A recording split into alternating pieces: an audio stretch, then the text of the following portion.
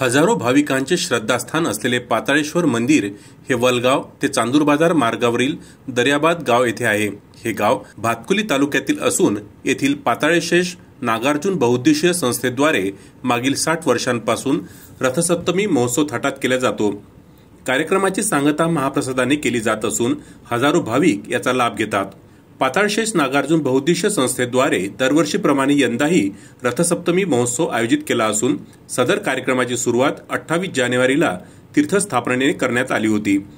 28 जानेवारी ते 4 फेब्रुवारी दरम्यान आयोजित साप्ताहिक कार्यक्रमाची सुरुवात सकाळी 5 वाजता काकड आरती तसेच दिवसभर विविध धार्मिक कार्यक्रम होत आहेत, ज्यामध्ये महिला भजन मंडळीद्वारे भजन, संगीतमय भारूड, संगीतमय सुंदरकांड सहित वारकरी कीर्तन असे विविध धार्मिक कार्यक्रमाचा मेळा रात्री 10 वाजेपर्यंत सुरू असून दर दिवशी हजारो भाविक याचा लाभ घेत आहेत।